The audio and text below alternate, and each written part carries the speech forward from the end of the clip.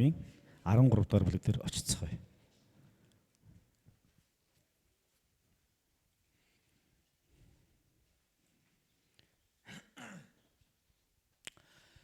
Матай номын 13 дугаар бүлэгдэр эзэн Есүс өөрийнхөө шавь дагалдагч нартай хандаад нуурын ирэг дээр нэг заасан гайхалтай сургаал байна. За энэ сургаалыг яг хоо энчээ бичснээр бол тариачин гэсэн нэртэй сургаал. Яг Есүс ингээд энэ хэсгийг бичиж үлдээхдээ Есүс өөрөө гараараа ингэж бичээг үлдээ. Матай буюу Есүсийн нэг дагалдагч яасан бэ гэхээр Есүс заасан сургаалыг сонсож байгаад тэгээ цаасан дээр буулгаж бичсэн байна. Тэгээ ингэж бичгтээ яг энэ хэсэг бол тариачны сургаал зөвөрлө гэж би нэр өгөөгүй. Сүүлд Библийн эрдэмтэд яг ингээд жоохон жижигхэн дэд гарчнууд өгчих юм бол хүмүүс ингээд олж уншихад амар юм болоо гэд ерөнхий агуулгаар нь ингээд тавьсан байдаг. Тэгээ би энэ өнөөдөр энэ хэсэгт арай жоохон шинэ нэр өгмөр байгаа. Энэ л хөрс гэдэг нэр өгмөр байгаа. Хөрс. Яагаад би хөрс гэдэг нэр өгмөр байгаа гэхээр өнөөдөр бид нар энчээ яригдж байгаа нэг хідэн төрлийн хөрснүүдийн талаар ярина. Альва мод, ургамал, буцсөөг тарихад хөрс их чухал. Би саяхан нэг мод тарьсан талаар та бүхэнд ярьсан тий. Тэгээ тэр модыг их сонирхолтой тарьсан. 4 мод тарихад 2 нь ондоо хөрсөнд, 2 нь өөр. Нэг хашаан дотор байгаа мөртлөө 2 ондоо хөрсөнд тарьсан. За нэг хөрс нь ямар хөрс вэ гэхээр манай тарьсан газрын маань хөрс болохоор нэг юм одоо юуныхан бол хөрс нэгт сонирхдаггүй хүн бол ямар гоё хар шороотой хөрстэй юм бэ гэж бодогдмор. Хөрс сонирхдаг хүмүүс бол ямар их шаварлаг хөрстэй юм бэ гэж хэлмээр. Тийм. Хөрс зооход ингээд зоогддог босоогоор. Тэгээд нэг хүтгаад гаргаад ирэх юм бол ингээд болок шиг ийм цул хар шавар одоо шороо нэг талаас шороо нөгөө талаас хар шавар гарч. Хуурай байх юм бол шороо жоохон жигтэй байх юм бол шавар тосгдол явчих واخ л та. Тэрэнд би нэг 2 мод тарьлаа. Гэтэл тэрийг шууд тэгж тарьж болохгүй юм байна л.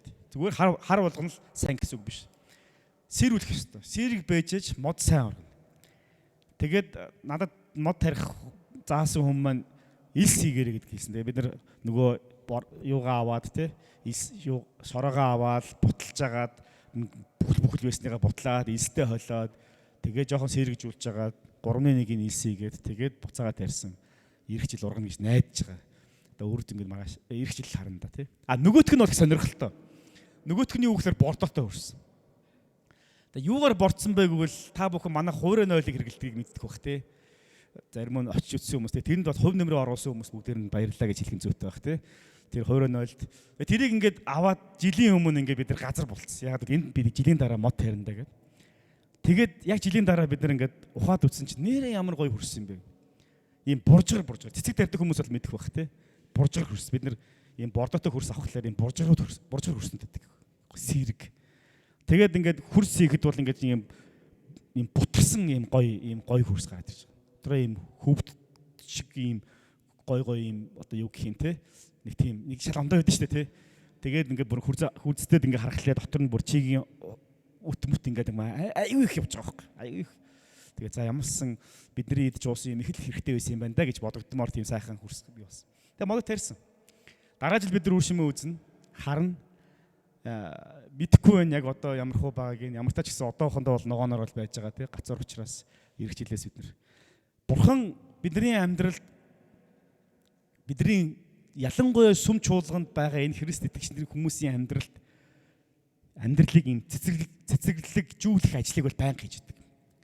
Байнга бидний хөрсөнд зүрх сэтгэлийн хөрсөнд юм модыг тарьж байгаатай адилхан, жимс ногоог тарьж байгаатай адилхан, үр тариаг тарьж байгаатай адилхан бидний дотор амьдралд маань байнга тэр үрийг суулгаж яадаг, тэр ажлыг хийдэг. Ингээ харах юм бол бурхан бол нэг талаарсаа цэцэрлэгжүүлэгч, тариачин бидний амьдралыг үр жимстэй сайн сайхан байлгахын төлөө ажиллаж байгаа тийм дүр төрхөөр энэ Матай номын 13 дугаар бүлгээр гарч илэрдэг байна. За эхний хэсгийг би та бүхэнд уншиж өгье. 1-р ишлээс ахуулаад 9-р ишлэл хүртэл. Тэр өдөр Есүс гэрээс гарч нуурын ирэг дээр сууж байлаа. Түүн дээр үе олон хүн хуран цугласан тул тэрээр завин дээр гарч суужээ. Хурсан олон цөм зэрэг ирэг дээр зогсож байлаа. Есүс тэдэнд олон зүйлийг сургаалт зөвлөлөөр ярьж. Харагтун тариачин үр суулгахаар гарчээ. Түүнийг үр цацхад зарим нь замх байр унаж, шувууд ирээд идчихв. Зарим нь хөрс багтаа чулуурхаг газар унаж хөрс нь гүн биш тул тэр даруй соёолоо. Тэдгээр нь өндөсгүй учраа нар гаргахад хорчин хатжээ. Харин зарим нь хогийн ургамал дунд унсанд хогийн ургамал ургаж тэднийг боомлжээ. Харин зарим нь сайн хөрсөн дээр унаж ургацаа өгөхөд зарим нь 100, зарим нь 60, зарим нь 30 дахин их болов. Сонсох чихтэй нь сонсогтун гэвэ гэж хэлдэг. Есүс гэрээсээ гараад нуурын ирэг дээр сууж исэн чинь нэлээд олон хүмүүс яг л урдынхтай адилхан Есүсийг харагдах үед нь за одоо Есүсээс сурмаар байна гэж хүж ирдэг баг. Маш олон хүмүүс сугалдаг нуурын ирэг дээр. Сонирхол татмаар Есүсээс сурах нь гоё. Яагаад гэвэл гоё түүх ярьдаг, үлгэр ярьж өгдөг. Аава үлгэр ярьдаг гэд манай охтууд багтаа банк тэгдэг байсан орой болго. Тэгээ би орой болго үлгэр зохиох хэрэгтэй болт. Яа зэн үлгэрөө зохион за ингээл ярьдаг жоон байж гинэ, нисдэг заан байж гинэ гэл ингээд өдөр болгон ямар нэгэн байдлаар ингэ сонирхолтой юм. Сонирхолтой, аюу сонирхолтой юм шиг сонсдог л та тэгж байгаа л унтаад өгдөг. Есүс ч гэсэн хүмүүст яг ийм сургаалт зөвлөлийн байдлаар тэдэрт ойлгох хэлээр нь ярьж байгаа.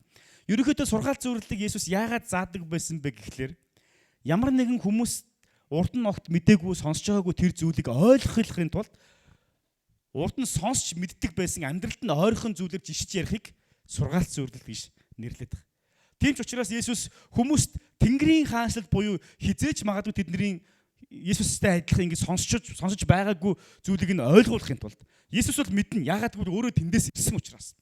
Өөрөө тэр бүхнийг бий болгосон учраас Есүс мэднэ. Гэхдээ хүмүүс тэрийг мэдэхгүй орч үзээгүй. Тэндээс ирсэн хүн байхгүй учраас тэдэд ойлгоход амархан байгаагүй.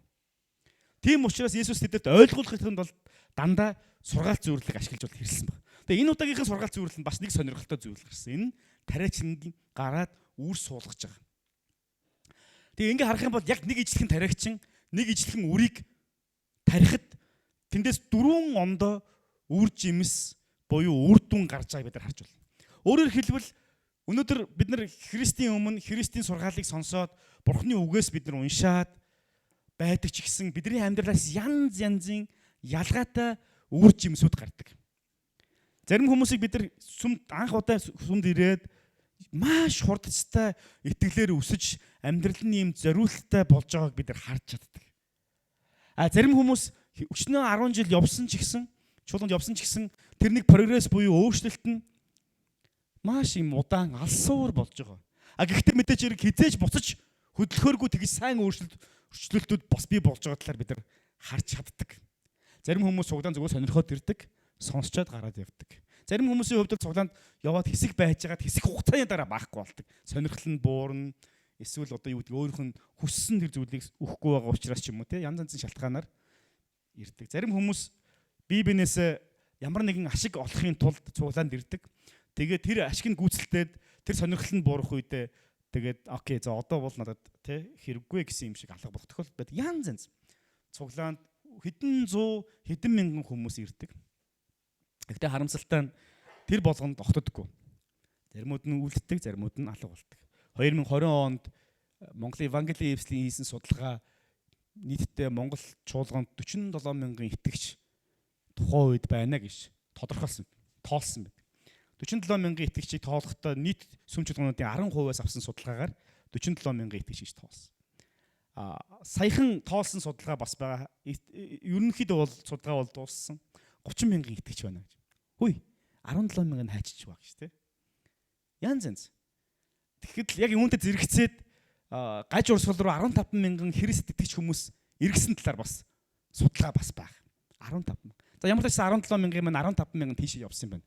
Гаж урсгал руу. Одоо хаашаа юм? Одоо бидний мэдж байгаагаар бол шин тэнгэр, шин газар, ээж бурхан, төгс хүчит бурханы сүм. За сүүлдээ тэр нэг юу үлээ нэг сүүлд нэг одоо нэг гараад байгаа чинь бүх үндэстний хүсэл гэдэг нэг цуглаан баг. За би шууд л хэлчихье. Тэр бол бас гаж цуглаан шүү. Гэх мэтчлэн байдлаар ингээд 15 мянган хүмүүсийг Христ итгэгч нарыг ингэж хулгайлсан.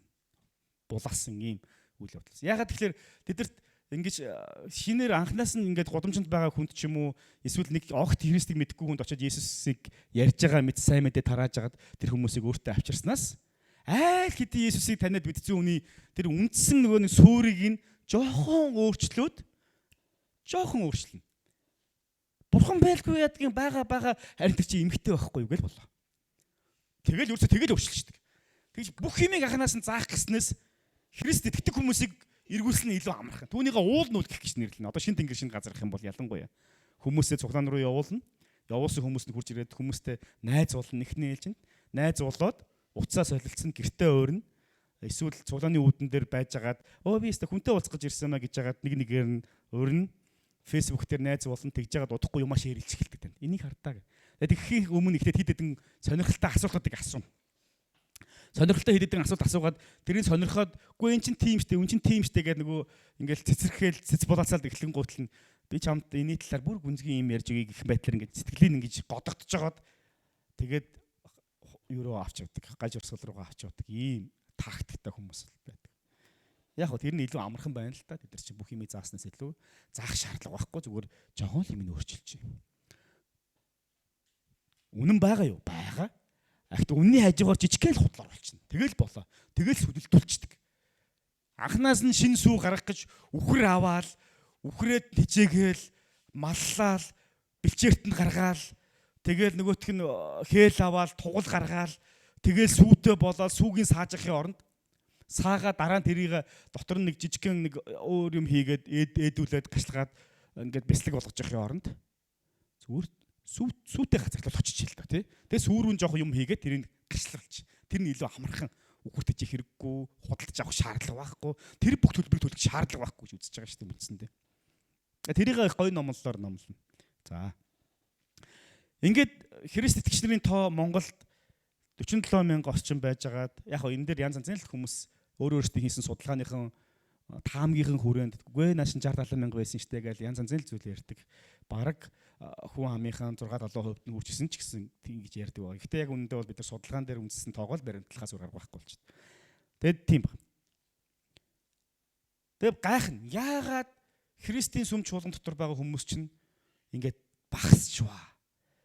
Энэ Христийн сүм чуулган дотор чинь жинхэнэ үнэн байгаа л ингээд өсөж үнэн гэдэг бол яг хуу бүр ингээд нэг ийм бүр хязгаарлаж барих боломжгүйгээр ингэж таран цацаж байнгын юм өсөлтөд үржихийн хүрд шиг ингэж явдаг юм биш үү гэж.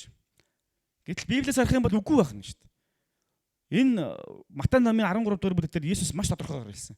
Христ итгэгч нарт Бурхны үгийг заах, тэр үгийг хүлээж авах тал дээр дөрвөн янзын хариу үйлдэл үзүүлдэг. Дөрвөн янзын зүрх сэтгэлийн нөхцөл байдал, дөрвөн янзын хөрш шороо байдаг гэдгийг энэхүү сургаал зөвлөлөө тайлбарлаж хэлсэн байна. Тэгээ ямар хөрш шороо байдаг вэ гэдэг талаар нь цааш нь тайлбарладаг. За ингээд 10 дахь эшлээс би тагонд уншиж өгье. Шавнар нь түүн дээр ирж та яагаад тэдэнд сургаалт зөвлөлөөр ярьдаг юм бэ гэхэд тэр цааш нь хандж хэлдэг баг. Гэхдээ энэ Библийн хэсгийг Матай, Марк гэж байгаа тийм яг энэ Матай номын дараагийн Марк болохоор Марк номын 4-р бүлгийн 1-р эшлээс ахуулаад биелэгтэй ингэж хэлсэн байдаг. Сонсцоо гэж хэлж байгаад хэлсэн байдгийг. Их сонирхолтой. Энэ сонсцоо гэдэг үг нь ямар утгатай үг вэ гэхээр аквете гэж нэртэй дуудлагатай тийм грек үг багт. Аквете. Аквете гэдэг нь ингээд сонсцоо гэсэн утгатай үг л дээ. Гэхдээ тэр үгийн үндэс нь бол акве гэдэг үг нь ямар үг вэ гэхээр дуулуур гэсэн үгтэй холбоотой байдаг. Дуулууртай байдалтай холбоотой. Тэгээ яг энэ хэсгийг хэлэхдээ Марк номон дээр юу илүү тодорхойлж хэлсэн бэ гэхээр дуулууртайгаар сонсоорой. Би чамд хэлж байгаа гэх юм тушаасан үнгээр ярьсаар хэлсэн байдаг. Өөрөөр хэлэх юм бол за одоо наваа нэг сонсоодохооч чих тавиад би сонсоодохоч алив монголчууд ярьдаг те алив чи нэг аан гэд уун гэдгэж би чамд нэг хэдэн үг хэлээд гэж ярьдаг те. Тэр нэг бөөр нэг ингээ юм сонсохгүй ингээ лийш тийшээ өсчээл гүүгээл ингээд нэг юм дип тап хийсэн заримдаа бидний амьдрал тийм байдаг штэ.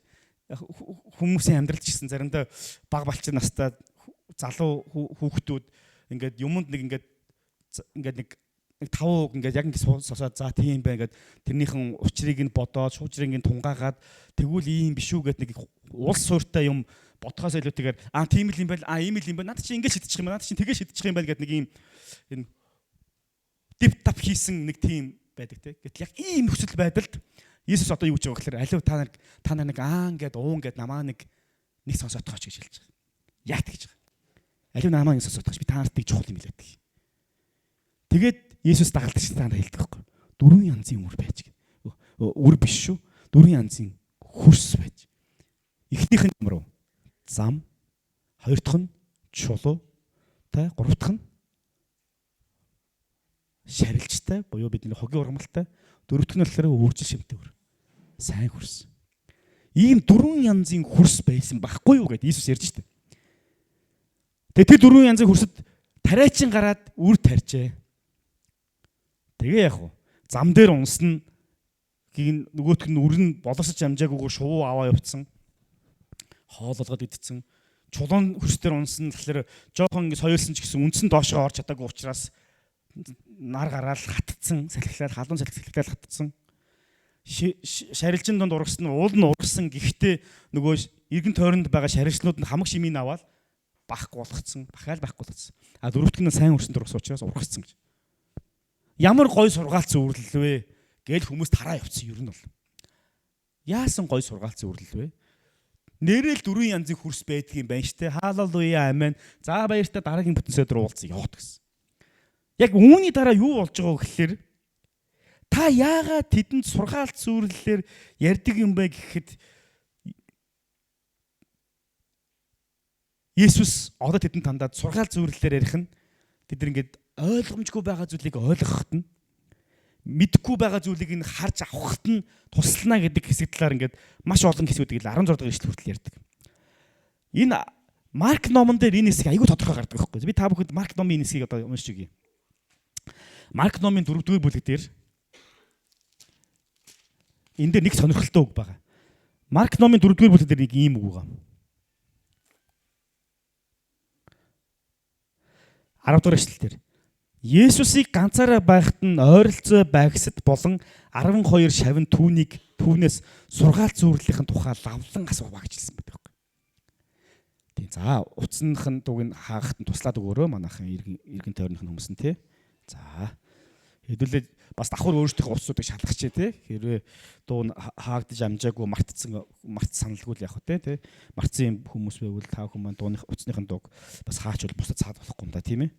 За энэ Марк номын энэ 10 дахь ишлэлээр юг тодорхойлж хэлсэн бэ гэхээр хурсан маш олон хүмүүс сууж хахад Есүс сургаал заасан. Ямар сургаал 4 хөрс бай шүү гэ. Тэгээ хүмүүс амен халелуя гой сургаалаа ингээд тараа явцсан. Одоо үүний дараа болж байгаа нэг үйл явдлын талаар гарч байгаа. Тэр нь юу гэхээр Есүсийн 12 дагалдагч Есүс тэр хурж ирээд наад сургаал чи яг ямар утгатай юм бэ гэж. Бид үүнээс нэг чухал зүйлийг ойлгох хэрэгтэй. Христэлийн амьдрал заримдаа бидэрт Бурхантай хувьчилсан харилцаа. Яг Бурханаас өөрөөс нь асуусан, Бурханыг сонссон, асуултаа тавьсан, залбирсан, гуйсан тийм харилцаа заримдаа их тутмаг болчиход байдаг. Тэгээ юу илүү их байгаад гэвэл маасан дунд л яваад байдаг. Бөөнөрөө. Сайн штэ. Бүтэнсээ өдөр ингээ бөөнөрөө хамт ингээ цуглаад Бурханыг магтаад Бурханыг сонсох чинь гоё мөн. А гэхдээ хэн өсдөг вэ гэхээр яг Есүс тэр хувьчилж очоод яг энэ над ямар хамаатай юм бурхан минь. Гой сургаал энэ тий. Би ямар тариа тархичсан бол үнэхээр гоё юм байна. Газар тарьж болохгүй гэдгийг ойлголоо. Яг уг нь бол ойлгомжтой. Гэхдээ би сайхан ойлголоо. Гоё байлаа. Ёстой гоё ярьлаа тий. Та ч ёстой гоё ярьдаг хүн байна. Чулуулахыг газар тарьж болохгүй гэдгийг ойлголоо. Мэдээж ойлгомжтой тий. Хинч хизээч чулуун дээр ногоо тарихгүй. Гэхдээ их гоё ярьсан учраас сэтгэлийг маань их гжигдлээ гоё байлаа. Юу зэрлэг ургамлын дунд тарих бас онцгүй гэдгийг ойлголоо. Тэг хин ч угаасаа зэрлэг ургамлын дунд тарихгүй. Тэгтээ их гоё байлаа. Харин яг уу сайн хөрсөнд ургах юм бол 30 60 100 дахин их ургах аваад юм байна. Ёстой гоё юм байна. Зарим хүмүүсийн яриад идэг юм те. Тариан төрүүнээс нэг бол 30 сайн боловсрсан тариан төрүүнээс хамгийн сайнаас нь 100 одоо будаа цайрдаг. Тэгээд 60 30 гэж яг тэрнгээр явдаг гэл би өөрөө тоолж үзэг бол тэр мэдэхгүй юм л да зарим хүмүүс тэгж ярьдаг юм байлээ. Тариа тарьдаг хүмүүсийг бол таныг тоолоод үзчихээрэй те дотор нь нэр хідэн шиг ийм тариа нэг тарианы толгой дээр түрүүн дээр байх боломжтой байдаг юм бол. Гүцээ. Ихэнх олон цуглаж байгаа хүмүүсийн хувьд тийм л байдаг. Гүнзгийг боддоггүй. Гүнзгий оруулдаггүй. Яг Есүс юу гэж хэлсэн юм? Энэ нь миний амьдралд ямар хамаатай юм? Энэ заагаад байгаа сургаал надтай ямар хамаатай вэ гэдэг дээр төдийлөн анхаарал тавьдаггүй. Ягаад олон нийт Есүсийн араас хуйларж ийн би тэр дунд байлаа. Зүгээр ингэ байж ахаар те загсанд явж ахаар гэтээ дэргүй өдрийн цагаар загс баригдахгүй юм чи Есүсийн сургаалыг сонсож бай. Тэгээ Есүс чи их гой юм ярьдэн штэ, их гоё өд ингээд чамаа залбирлахад нойр хөрөөдөх ингээд айгүй олон хүмүүс тэгж ярьж ирсэн. Би тэгээ тийм удаан залбирд юм уу гэхээр бас үгүй. Яхаа ингээд гоё байд ингэж. Гэтэл уулын тэнд залбираад байгаа чухал зүйл нь юу гэхээр тэр хувь хүн Бурхантай хуваараа харилцаад тэр хоёрын хооронд жинхэнэ эцэг хүү хоёрын харилцаа шиг тэр та бол миний жинхэнэ бурхан. Би бол таныг дагахаар таныг дагас шийдсэн дагалдагч таны хүү байна гэсэн тэр нэг гүн гүнзгий барьцалсан харилцааг бий болгох гэдэг болохоос ш нойр нөрөх гэдэг олон нэрцээ байг. Яг үнтэй адилхан. Христийн сүм чуулган бид нар барууныхныг дуурайгаад ч юм уу эсвэл ямар нэгэн нэг ертөнцийг биднээс арай жоохон урд явж байгаа соёлын хувьд шүү дээ, тийм ээ. Ахаа соёл гэхлээр янз янз л ярих бахалтай мэдээж хэрэг. Тэр ертөнцийг дуурайсан та биш шүү дээ. Бид нар бүтэнсийн өдөр хийх юм болтохгүй байгаа учраас энэ чиг газар цугласан та биш. Олон хүмүүс бүтэнсийн өдөр цуглаанд явах завгүй байна гэж хэлдэг. Энэ тэгээ дандаа завтай хүмүүс цуглдсан ч бас биш л юм байгаа юм л да уулна. Яагаад бид цаг гаргаад зав гаргаад зориудаар зав гаргаад бидэрт бүтэнсийн өний өглөө маш том сорилт бол юу вэ гэж өвөл ялангуяа өвөл агаарт гарах мөн биз? Тэ 100 ч гэсэн ялгаахгүй. Бид нар яг ер нь 365 хоног агаар мөрөдч амьдардаг хүмүүстэй монголчууд бол 100 болохлээр дулаа олчтаад агаарт гарыг сайхан зугаалтыг тэгэл ингээл үйл болохлээр утаатай байна агаарт гарыг гэдэг. Тэгээ бүтэнсийн өний өглөө бол хамгийн гоё тохиромжтой өдөр байхгүй юу? 5 дахь орой ч юм уу хагас өдөр за хавтар ажил тараад ингээд гэртээ очиж амраад хагас өдөр нэг сайхан амраал те хагас өдөр сайхан амраал гэр бүлээрээ хүүхдүүдтэйгээ эхнэр хүүхдүүдтэйгээ гэр бүлээ аваад нэг сайхан агаар магаарт энд очиод нэг сайхан амраал хоол моол аав нар нэг юм амралтын үеэр хоол хийх дуртай байдаг те жоохон тэр чинь шоу маягийн те ингээд ааштай нэг гоё ингээл те тэгээд 7 хоногийн дундуур ээжнэр нь ямар ч нэргүй хоолой гэвэж байдаг. Тэгээд аав нар ингээд амралтын өдөр ингээл нэстэ гоё гэр бүлтэйгээ ингээл тэгэл яхаа агаарт сайхан унтаад бүтэнсөөний өглөө нэх гоё нэстэ нэр 9 10 за чаддгийн бол 11 хүртэл бүр ингээд орондог албаар хөвтөж байгаа шүүжний өвдөлтөөрөө босч ирээд за нэгсээ сайхан агаарт гарчлаа шүү гэж хэлмээр байгаа шүү дээ. Тийм биз дээ. Энэ бол манай өнөөгийн дүр төрх. Бидний бие хүсэж байгаа хүсэл, хүсэж байгаа амралт. Гэтэл бид нар яагаад заримуд нь алавтай юм шиг хагасааны орой буцаж хот руугаа чигцэлтэн байж орж ирээд нэм гаргийн өглөө цуглаандаа явах гэж өглөө эрт босоод хүүхдүүд нь ойрмолж яхад тэднийгээ дуудаж сэргээд цуглаандаа явъя гэж дуудаж сэрээгээд маргааш нь нэгтгэд маш их ажил бид нар хүлээж исэн ч гэсэн цуглаан дээр очиод эзэнт мөргөл хүндэтгэлийг өргөё гэж зориулж явж байгаа юм. Заримдаа бид нар бүтэнсээ өдөр хамаг юм угаамаар байна. Тийм биз? Чи 7 хоногийн дундуур юм угаах зав байхгүй шүү дээ. Хамаг юм угаагаад гэр орноо цэвэрлээд угаагаад цэвэрлээд тэнцээ гэрээ нэг сайхан гийгүүлчмээр байна. Бүтэнсөөний өглөө нэг сайхан баньтай цагаа чанаад сүдэ цагаа чанаад ч юм уу те. Нэг сайхан халуун бүлээрээ нэг нэг нар ингээд ээглээ нэг эрх муур шиг ингээд наран сууж байгаа юм шиг те. Нэг сайхан суумаар байна шүү дээ. Энэ бидний дотор байдаг хүсэл. Та нар тэгж суугаач гоё шүү дээ гэж бидний дотор баян хэлчихдэг те. Гэтэл бид нар тэр бүх хүслээ хойш нь тавьж агаад заримдаа бүтэнсөөний өглөө бидэд хийх ажил байдаг. Амралтын өдрөөр л амжуулж авъя. Тэгэхгүй 7 хоног эхэлчих бол амжихгүй гэсэн. Гэхдээ тэр бүгдийг бид нар хойш нь тавиад яагаад нэм гаргийн өглөө бид нар цуглаанд ирдэг юм бэ? Яг саяны шалтгаан шүү дээ. Есүсийн шав дагалдагч нар маш олон зуун хүмүүс Есүсийг дагаж юмыг сонсчоод за баярлалаа баяртайгаа явсны дараа дагалдагч нар Есүс тэр хурж ирээд наад чи яг ямар утгатай байсан бэ гэж асууж байхдаа яг адилхан.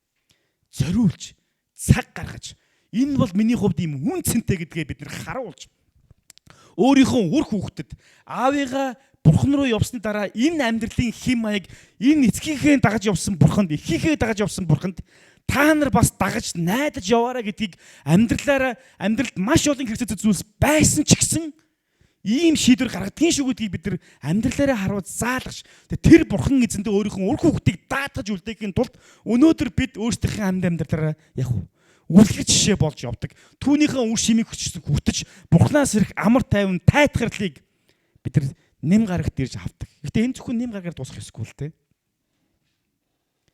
Ийхүү Есүсийн дагалдагч нар түүн дээр очиод нарийн зүйлсийг нь асуух үед Есүс одоо сургаалаа тайлбарлаж гэлээ.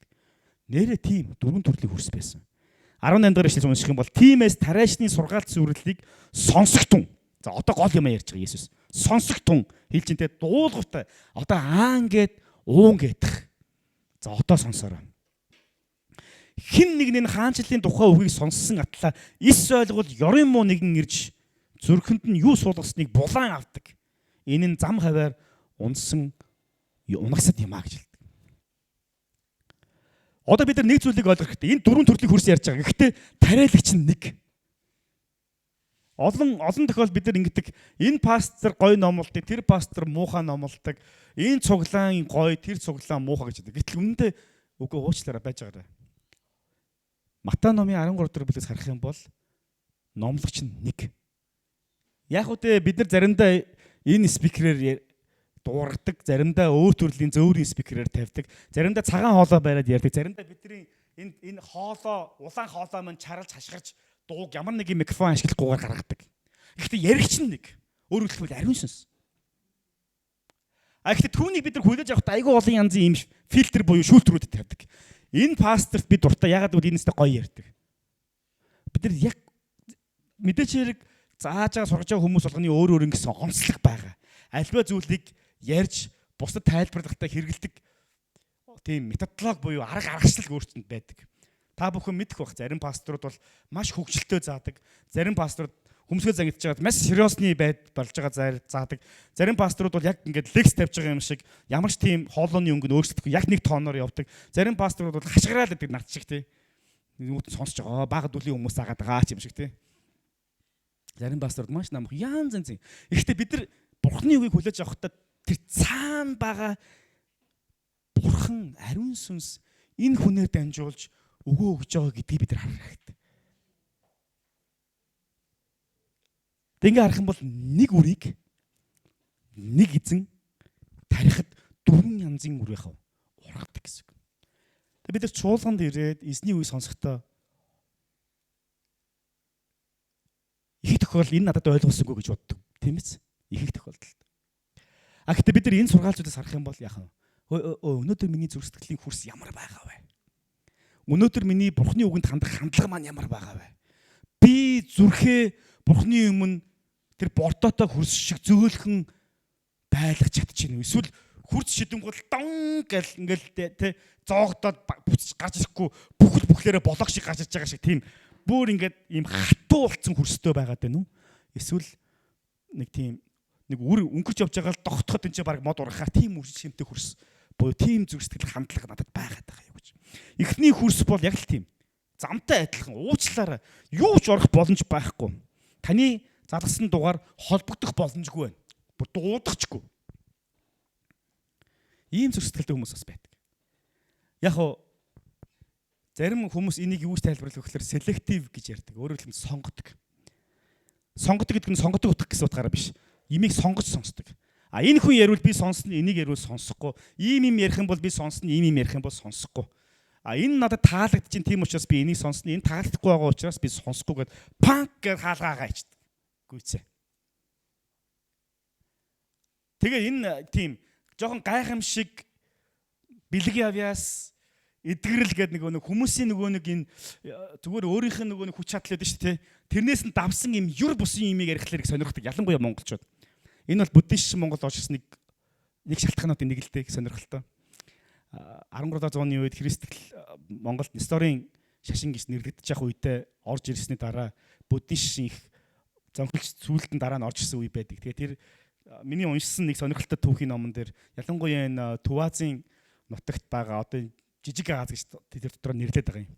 Энэ ялангуяа энэ нүүдэлчин монголчуудын дунд хэрхэн буддист тарсан бэ гэдэг талаарх судалгааны ажил дээр юу гэж дурдсан байсан бэ гэхээр нүүдэлчдийн хувьд бол юунд их сонирхолтой вэ гэхээр ийм юр бусын юмд их сонирхолтой байдаг. Юр бусын гинтийн сонин жигтэй гачин өгсөн хүн амьлах сохор хүн хараа орох тийм гайхамшигын юм дуртай. Ичдийн юм дуртай гэсэн үг байна. Тийм ч учраас тэр нь өөрийнх нь нөгөө нэг шаманизм буюу бөө мөрөглийнх нь юунтаа нэг холилдсон байдаг. Нэг тийм юм болгон сүнстэй шүү гээл те. Энэ мод сүнстэй, энэ ус сүнстэй, энэ лус савдаг гэж манайхан чинь яг өөрөөр нэрлэдэг л дээ. Цаа санаа нь бол бүх юм сүнстэй гэсэн үг байна. Тэгэл нэг юм болсон бол ингэсэн учраас ийм болсон юм байна гэж тийм юр бусын байдлаар, ичдийн байдлаар юм тайлбарлах гэж тийм юм ярьсан үнд нэг сонирхолтой. Тэгээ буддист Монгол анх орж ирэхдээ яг тэр урсгал нь орж ирдэг байхгүй. Ичдийн ийм тарнийн юу нөөж ирдэг. Тийм ч учраас монголчууд олон зуун жилийн турш буддистны юунуудыг тэр мөрөглүүдийг дандаа төв төл дээр нь хэрэгэлдэг байсан. Яг бол тарины хөлийг өөрчлөх юм бол хүчийг алдчихдаг гэж заадаг байсан учраас. Тэгээд нэг юм юр бус юм. Заримдаа намайг хөдөө очихлаар зарим хүмүүс тийм үстэй байдаг. Нөгөө нэг хэлээрээ залбираад өгөөч гэж хэлдэг. Тэр нь ямар хэлээр хайр хэлэхгүй. Шикора бахабата сандара гэдэг. Юу гэсэн үг юм мэдэхгүй. Тэгвэл амар юр бүсээ санагдана. Тэгээд энэ хэлээр залбируулах юм бол ямар нэг юм болно гэж бодож байгаа шүү дээ. Бүр тэгж хүсэл тавина. Нөгөөдхөр залбираад өгөх. Би ойлгож байгаа юм чинь. За яах вэ? За энэ хүн тийм хүмүүс ч гэсэн бурхан ажлаа хийндэг. За би ч залбирч өгье гэж залбирдаг л та. Тийм сонирхолтой. Тийм юм ярих юм бол, тийм юм харуулах юм бол илүү сонирхол нь хөтлөгддөг. Эндээс яг ингээд нэг юм гжигдээд байгаа юм шиг. Тэгэхгүй зүгээр бурхан танд хайртай гэхэлэр мэднэ бид нь өөр юм юу вэ? Өөр сонин содон юм юу вэ? Гэтэл нөгөө бурханы хайртай гэдэг зүйлэнд миний амьдралд хэрхэн биелээ олж байгаа вэ? Түүнтэй би хэрхэн уялдж байгаа вэ гэдэг практик хэрэгжүүлэлтийн тал дээр анхаарахгүй. Яавал би өшөө содон юм, өшөө сонин юм, өшөө би сонсож байгаагүй тийм зүйлсүүдээ би хаанаас сонсох вэ гэж ингэж хайж явдаг. Тэгээд нэг юм нааш еврей хэл дээр ийм байхгүй юу гэж хэлэнгуут энэ өстой мундаг юм байна. Би энийг л сонсъё гэж явж байна. Яг үнэндээ еврей хэлэн дээр ч грек хэлэн дээр ч энэ бүх бурхны бичээсийг юу ямар хүмүүс зориулсан гэж энэ нэг юм амар нууц юмыг бодож байгаад олоод яадаг тийм scholar бүр юм юу ярьж ихтэй те нөгөө нэг rocket science буюу нөгөө нэг пуужингийн шинжлэх ухаан гэж заримдаа ярьдаг те. Гүү нааш тийм пуужингийн шинжлэх ухаан, сансрын шинжлэх ухаан биш шүү дээ. Айгүй ингийн штэ гэж ярьдаг шиг тийм юм ярихлаар ойлгохгүй. Ойлгомооргүй. Яг ханаа чи ойлгомжтой юм бол мэдэн штэ. Тэрний оронд жинхэнэ пуужингийн шинжлэх ухаан шиг нарийн нихур юм ярмаар байна. Тэр харж байна. Энэ одоо жишээ нь эхэнд гэдэг үг чинь ийм жишээ 5 үсэг байгаа. Эхнийх нь үсэг нь ийм утгатай байхгүй юу? Дараагийнх нь үсэг нь тийм утгатай байхгүй гэдэг ингээ яриад ирэхлээр илүү сонирхол татчихж эхэлж байгаа. Тийм юмыг сонсох дуртай. Гэтэл нөгөө уул нь бол бидний сонирхох ёстой зүйл маань энэ маань миний амьдрал дээр хэрхэн холбогдож миний амьдралаас ямар үр жим сурган гарч байгаа гэдэг нь бидний сонирхлыг татах ёстой. Эхний төрлийн хурц бол яг тийм. Жохон эд баялаг, ерөөл, гайхамшиг гэхлээр илүү сонирхолтой. Тэгээд нөгөө гэмшил, хариуцлагатай байдал, уучлал гэгэн гутлаа за надад чинь мэтгэлцэдэг байна. Окей. Гэтэл түмэн хүнийг уучлах ёстой зүйл нь ардталт нь ингээд жагсаалтаараа байж байгаа тий. Ихтэй сонирхолгүй байна. Ягаад гэвэл би наадах чинь дургу учраас. Гэтэ хизээч бид нар бурхны үгэнд би дургу учраас сонирхгүй гэж хэлэхгүй л дээ. Гэтэл цаана бидний хандлага маань бид нар яг тэгж орилж идэг.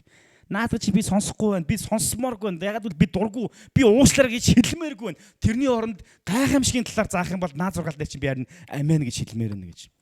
Энэ бол сонгож сонсдог зүрхсэтгэлүүд. Босны юм дээр хаачдаг. Хагаа хайчдаг.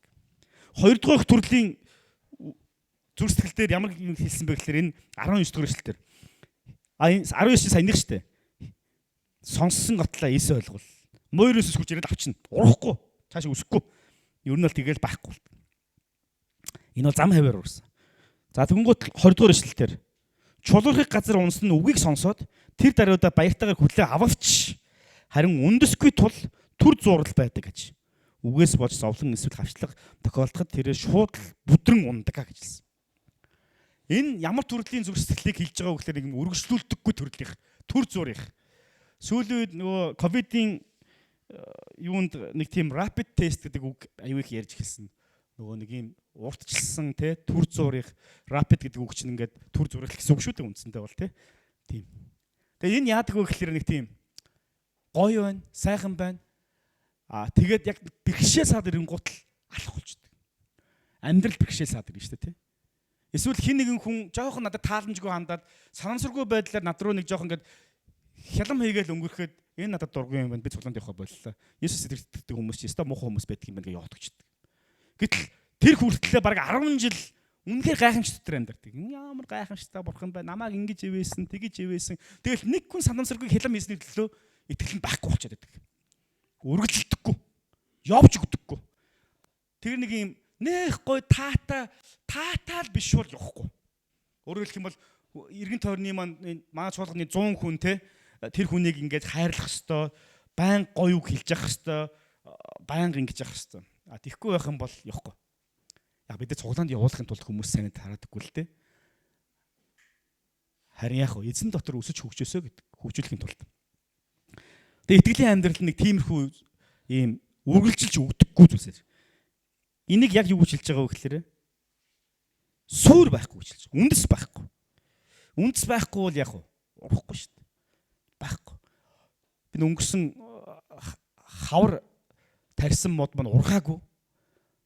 За яг хөө тэ нөгөө нэгэн тал ус зөөж усалж байгаа юм чинь урагцаатай хамт услаалаа идэ гэсэн. Гэтэл үндэс байсан учраас хаа байсан зуны сүүл сард яасан бэ гэвэл доороос нь шинэ нахыг хажирсан. Одоо надад айгүй найдлага байгаа. Энэ дараа жил заавал ургана. Яагаад вэ? Үндэс байгаа учраас.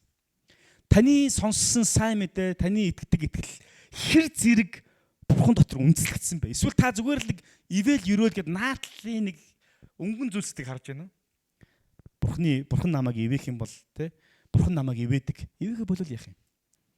Эсвэл ивэл гэдэг нь юу юм? Бурхан ивэхэ болохгүй л тэ. Гол нь бидний нэг ивэл гэдэг зүйлээ тодорхойлохоос шалтгаална. Юуг ивэл гэж үзээд, юуг ивэл биш гэж үзэж байгаа. Мөнгөгүй байх нь ивэл мөн үү? Онли тимэлтэй пастра тэ. Гэхдээ амьдрал дээр бол надад чинь би бол ивэл гэж өөртөө бол үзэхгүй. Үсгэлэн байх нь ивэл мөн үү? Яг онли хувьд би толгод өгчий тий. Гэхдээ яг амьдрал дээр бид үлсэх юм бол яг баг бурхныг хараа шүү дээ. Ягаад гэвэл намайг тавдахгүй болгож байгаа учраас. Би энийг хүсэхгүй байгаа учраас. Тэгэхээр ингээ юу гэхээр ивэл бурхны ивэл ерөөл юугаар хэмжигдэх байгаа гэхээр миний тааллаар хэмжигдэх байгаа. Надад таалагдах юм бол би энийг бурхны ивэл гэж үзнэ. Надад таалагдахгүй бол энэ бурхны ивэл биш гэж үзээд байдаг. Гэтэл бурхан ивэнэ гэсэн мэл ивэж байгаа. Заримдаа бурхны ивэл бидний хүсэж байгаа шиг байдаггүй. Энэ үед яадаг вэ гэхээр суур багта бурхны ивэл дээр биш бурхан өөр дээр нь буюу загалмаа дээр миний гим нүглийг уучлсан гэдэг тэр Есүс Христийн хийсэн зүйл дээр нь суурлаагүй хүмүүс ихэнхдээ нөгөө ивэн ерөөн гэсэн бурхан чи хаана байхгүй л шүү дээ. Одоо би боллоо мал тэрний орд ажиллаа хийгээ явж яг ажиллаа хийх ёстой шүү дээ. Тийм ч учраас би өнөөдөр ажиллаа хийнгээ пасторх үйлс давхар байдаг. Ягаад гэвэл бид тэр ажиллах ёстой гэдгийг ойлгуулахын тулд. Ажиллангаа эзэнд өөрийнх нь цагийг зарцуулах ямар боломж бидэрт байдгүй гэдгийг харуулмаар байгаа учраас амархан биш. Гэхдээ бид нар хийх ёстой шүү дээ. Ялангуяа Христийн сайн мэдээ өнөөдөр ингэж тэ анхан эхнийх нь үе дөнгөж 30 жил явж байгаа энэ үйл бид нар яг хийх л ёстой. Бид хөдөлмөрлөх ёстой. Христч нар бид нар чадхаараа хөдөлмөрлөх ёстой. Бас яг эзэнтэй цагаа гаргах ёстой. Ийм төрлийн итгэл яадаг вэ гэхээр үргэлжилдэггүй сайн сайхан үед нь цэцгэлчээд жоохон бэрхшээл гараад ирэнгуут яг үхчихдэг. Тэгэнгүүт цаашаа яаж байгаа вэ? 3 дахь төрлийн итгэлийн талаар ярьдаг. Хогийн ургамлын дунд унсан энэ их хогийн үг те хогийн гэдэг үг чинь бас тэгж байгаа их мохо хогийн сонсогдож байгаа шүү дээ. Яг хог шүү дээ. Хог гэсэн үг шүү дээ. Ерөнхийдөө унсан үгийг сонсдог. Тэр үрийг бол авч ийн гэсэн үг шүү дээ. Үгийг бол сонсдог. Гэвч дэлхийн зовнил эд баялагын хурамч байдал нь үгийг боомлж тэрээр үр жимсгүй болгодог гэсэн. Энд бол нэг сонирхолтой. Энд л ургаад байгаа юм. Тий. Ургана. Гэхдээ үр жимс байхгүй. Нөгөө хоёр нь бол урахгүй. Эхнийх нь бол бүр урахгүй. Угаасаа урахгүй. Хоёр дахь нь бол нэг муу юм ургана тэгээ хатчихна. Гурав дахь нь бол ургаад байна. Гэхдээ жимс байхгүй. Ногоорол байгаад гэсэн мэт навчин гарч ирдэггүй. Үүнийг юутай зүйрлсэн бэ? Ямар итгэлтэй зүйрлж байгаа вэ гэхээр хогийн ургамлын дунд ертөнцийг хайрлах хайр, эд баялаг, хуурамч байдлыг бурхныг хайрлах хайртай зэрэг авч явж хоёр завин дээр зэрэг зогсож явах гэж байгаатай адилхан итгэлээр зүйрлсэн байдаг. Өөрөөр хэлбэл юм хуваагдсан зүрх сэтгэл, хуваагдмал байдал. Би бурханд хайртай, би бас мөнгөнд ч хайртай. Яадгийн гэдэг итгэл гэсэн үг шүү дээ үндсэндээ. Гэтэл нөгөө христтгэлийн амьдрал гэдэг чинь хардаа биднээс ийм зориулалт шаардлагатай үед тэр золиосыг шаарддаг. Заримдаа үед бид нар бурхан бид нар яв гэх юм бол бид нар тооцож үшээд ашиггүй байсан ч гэсэн бид нар яах ёстой явах хэрэгтэй болдог. Тооцож үзээд хасах гарах байсан ч гэсэн бурхан намайг хийх үл би хийх хэрэгтэй болдог. Тооцож үзээд би сайхан унтаад нойр авах боломжтой байсан ч гэсэн би босоод Христийн нэрээр хэн нэгэн туслах хэрэгтэй бол би босоод дүн өвлийн хүүтэндээс хувцас өмсөд хүүтэн машинаа асаагаад асахгүй байх юм бол атлахаж очиод туслах тэр зориулалтыг биднээс шаарддаг. Үүнийг бид нар үр жимс гэж нэрлэдэг. Уучлаарай, пастор нь унтж байна. Эсвэл ахлагч нь унтж байна, тэ? бити би бүдүүлэг байж шөнө оройн цагаар уцтаарай. Тэгээ маргааш өглөө ажлын цагаар уцтаарай. Тэгвэл би ингээд пастрийн ажил руу орно гэж хэлдэг пастор байхгүй шүү дээ. Ингээ байхгүй л гэж найдаж чинь те. Ихэнхдээ байхгүй хөө. Үнэхээр хин нэгнийх нь амьдрал, чуулганы хүмүүсийн амьдрал асуудал бэрхшээл гарах юм бол чуулганы удирдагч нар яадаг вэ? Хуцаа humсгал гарна шүү дээ. Яагаад вэ? Христийн нэрээр би очиж тэр хүн туслах хэрэгтэй. Есүс байсан бол яах вэ? Есүс байсан бол хуцаа humсгал гарна шүү дээ. Тийм л үстэй. Ингээ хуцаа humсаа гараад тэгэхээр илүү цалин авдаг юм уу? Үгүй. Тэгдэг байсан бол бүр баяжлаа шүү дээ. Тэ? Энэ олон хүмүүсийн амьдрал юу өсөх болдог вэ? Утга нь юу вэ гэвэл би зориулах ёстой зүйлээ зориулж чадах хэмжээний надаас үр жимс гарч байгаа юм. Хэрвээ бид нар тийм хангалттай сайн суур байсан ч гэсэн ингээд бидний нөө зориулалт буюу бурханд өөрийгөө зориулсан зориулалт маань юм хагас суухсан юм. Өөрийгөө бүрэн зориулдаггүй юм байдал чинь бидний амьдрал үр жимс гаргадаг. Ахта ургаал юм л та. Нөгөөдөлийгөө бодвол байгаа л. Гоцогоол байгаа л. Үр жимс гарч өгөхгүй. Манай цуглааны итгэж уунаас итгэж байсан юм уу гэмээр те гайхмаар.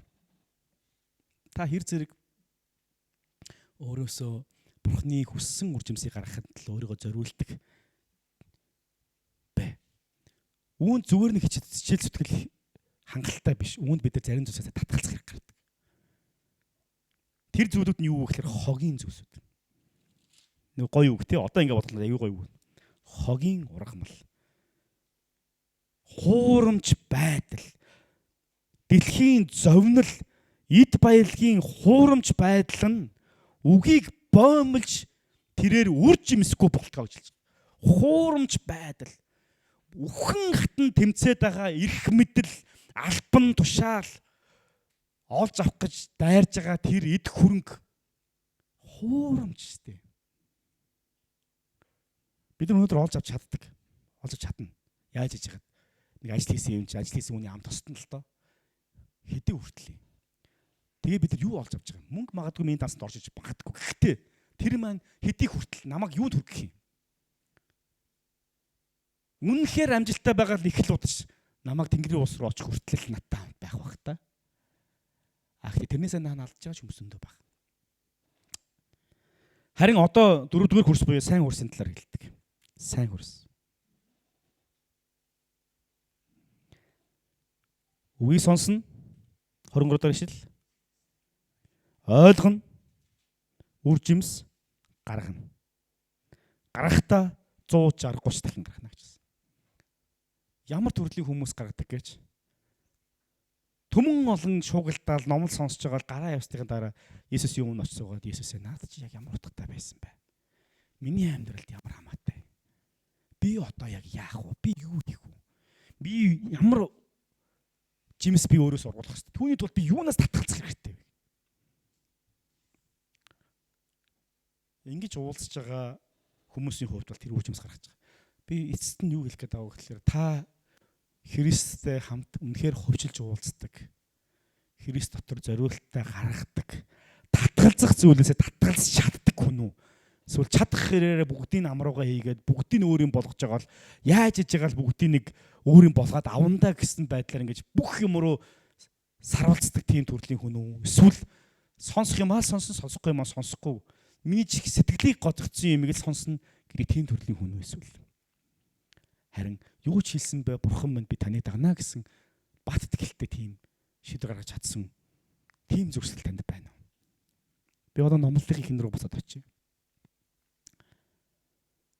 Маш олон янзын номлогч нар, маш олон янзын сүмч болгонууд байгаа. Өөрөөр нь гэсэн өнгө төрхтэй, өөрөөр нь гэсэн чадвартай. Гэхдээ бид нар хэн нэгэн хүнд итгэдэг хүмүүс биш. Бид нар хүн дагдаггүй. Яг хөө мэдээж хэрэг хүмүүс биднийг дагалдуулдаг л да. Гэхдээ юуг дагуулдуулахын тулд Есүсийг дагахад бид нар тусалдаг болохоос биш. Бид нар тэр хүнийг дагдаггүй. Есүсийг дагдаг. Тэр хүний дотор байгаа Есүсийг. Бурхан хэрвээ өгөө өгж байгаа бол түүнийг бурхнаас гэд хүлээж авч байгаа юу? Эсвэл бид нар юм селектив байдлаар юмаа сонгож сонсдог. Сонгож сонссон юмаа хүсвэл хийдэг. Бүрэн дагдаггүй. Эсвэл брохт сонсдоггүй. тийм төрлийн итгэгч байна уу? Та ямар төрлийн итгэгч вэ? Бид нар энэ болохгүй байна, тэр болохгүй байна, энэ гоё номлосонгүй, тэр гоё номлолоо гэдэг мэдээч хүн л усан тийм ба. А гэхдээ өнөөдөр миний зүрх ямар гоё байгаа вэ? Миний зүрх миний Бурхны үгийг би хүлээж авахд бэлэн байна уу? Миний зүрх сэтгэл гэдэг дээр хэр зэрэг бид анхаарч байгаа вэ?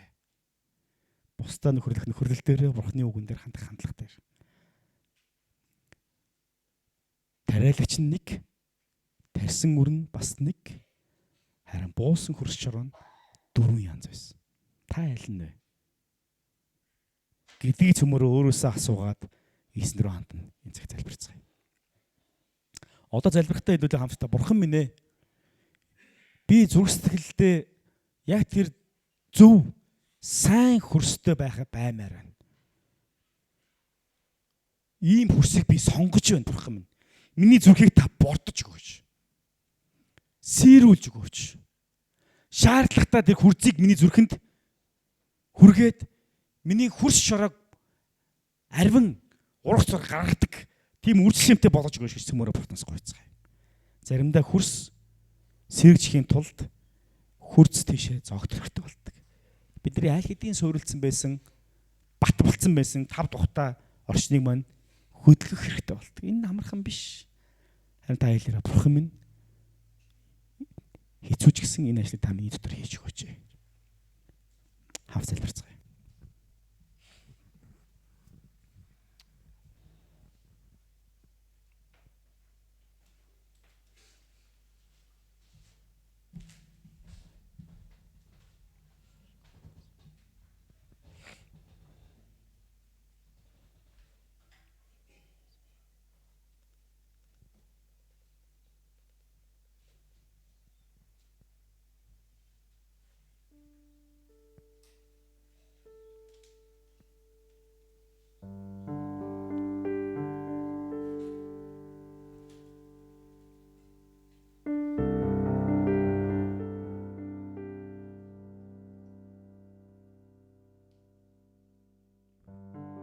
Бурхан Аав минь таны үг бидний амьдралд ирэх үед зүрх маань түүнийг хүлээж аваад сонсоод ойлгоод үр жимс гаргаж хэрэгжүүлдэг тийм итгэж та биднийг болгож өгөөч таасгүйж.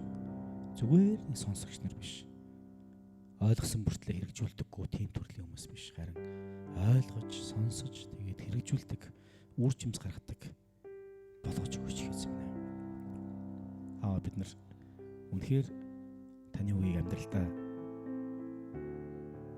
асар том мод болон ургадаг тэр үр мэд суулгаад ургаад тэр модны сүудэрт миний амьдрал, миний гэр бүл, миний эрдэнэ тойронд байгаа бүхий л хүмүүс тэр батга улс их орн маань хүртэл үр шимийг хүртдэг, тайвширдаг, тайтгардаг тэр үржил шимийг та биднээс гаргаж өгөөч. Битаний ургач шуулганыхан бид онцгойлоод үнэхээр таны сонгодог, таны араас явдаг. Хөрсөн зөөлөн итгэгчнүүд та болгож өгөөч. Бидний амьдралд байгаа авах ёстой, өөрчлөх ёстой, суугдахтан хаях ёстой тэр хогийн ургамлуудыг та биднээс холдуулж өгөөч. Тэр бүгдийг бид өөрсдийнхээ гараар суудгатан хаях хүч чадлыг шийдвэрүүд та бидэрт өгөөч гэсэн юм. Бидний амьдралыг тань руу хандуулахаас зайлсхийлүүлдэг тэр муу зуршлууд, хим маягууд, ертөнцийг үзэх үзлийг та биднээс үлдэн хөөгөөч гэсэн юм. Халелуя. Би таны дотор найдаж, танаас суралцаж, таны хүссэн үр жимсийг гаргаж амьдрахад та туслаарай. Есүсийн нэрээр залбирч байна. Амен.